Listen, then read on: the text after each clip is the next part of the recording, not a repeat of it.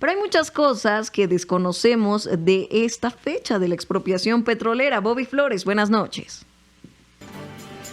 Hola Melissa, amigos de Línea en Alta Tensión, edición nocturna. Bueno, ya que el día de ayer estuvimos de puente por el 86 aniversario de la expropiación petrolera, el cual yo creo que es uno de los fenómenos históricos con el que más vinculamos nuestra soberanía, y otra de las cosas que más nos da orgullo es que se logró gracias a la colecta de cientos de ciudadanos que sumaron donando sus ahorros, sus joyas, sus marranitos, gallinas, animalitos, ganado en general o algún otro bien en particular. Pero hablando de algunos mitos de la historia de este fenómeno, se dice que eso no es verdad, puesto que lo recaudado por las donaciones del pueblo apenas llegaron al 20% de lo que había que indemnizar a las empresas.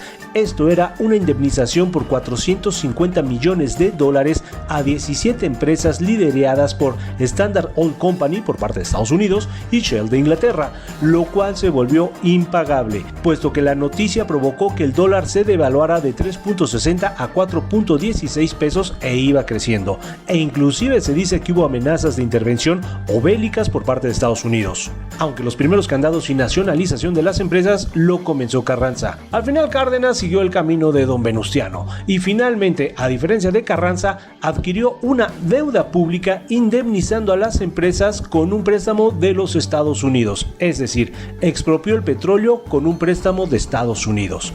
Pero dicen los que dicen que saben que nunca hubo amenazas bélicas o de intervención. El préstamo lo otorgaron porque el 70% era para los ingleses. Entonces, al pasar a manos mexicanas, los Estados Unidos tendrían en el futuro un acceso al 100% de los recursos por medio de otros tratados comerciales o internacionales.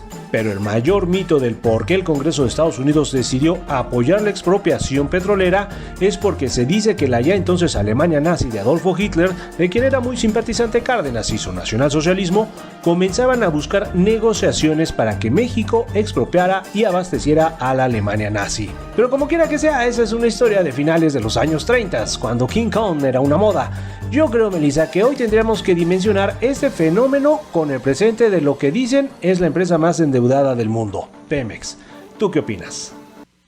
Bueno, Bobby, sin duda es un tema complicado porque ya está nonagenaria prácticamente esta empresa que tenía todo para darle esta exclusividad, este auge a nuestro país, y parece que se ha convertido en un lastre, ¿no te parece, Bobby?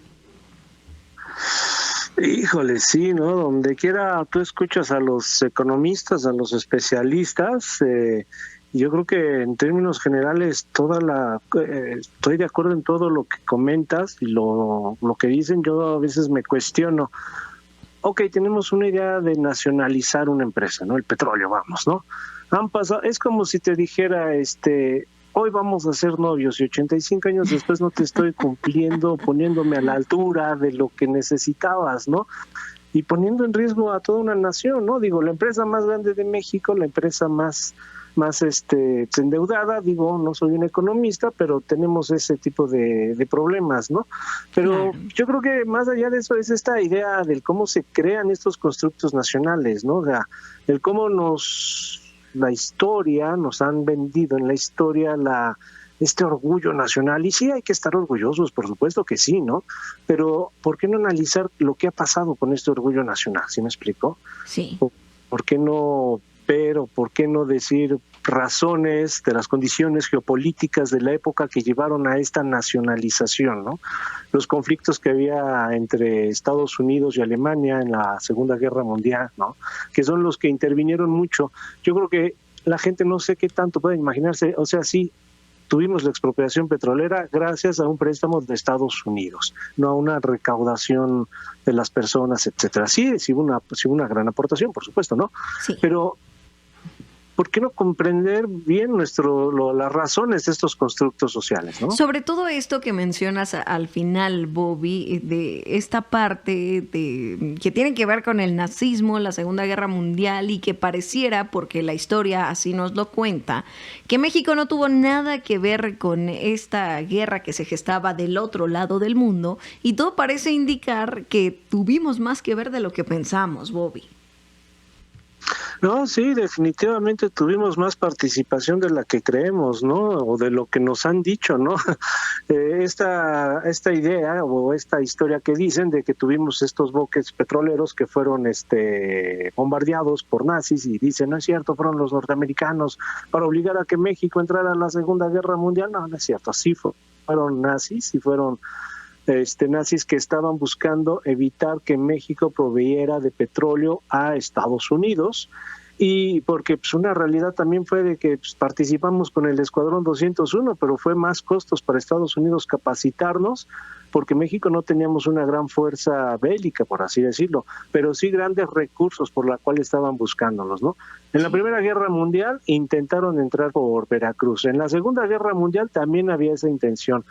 No lo sabemos o no nos lo dicen, pero todo lo que era el Golfo de México constantemente fue patrullado por fuerzas aéreas, tanto norteamericanas como mexicanas, porque estábamos llenos en un tiempo de barcos y luego de submarinos entre la Primera y la Segunda Guerra Mundial, o sea, y había presencia nazi en México. El mismo Cárdenas era simpatizante del Partido Nacional Socialista. Hay edificios como por ejemplo el Banco de México, el edificio del Seguro Social que está sobre el Paseo de la Reforma, el edificio Sears que está enfrente de Bellas Artes, son de arquitectura nazi porque había una gran simpatía por el Partido Nacional Socialista. En aquel tiempo lo veían como una gran esperanza. Rápido digo, el mismo Winston Churchill algún día dijo que Adolfo Hitler era un gran líder a quien seguir. Eso fue mucho antes de la guerra, ¿verdad? Posteriormente cambiaron de opinión.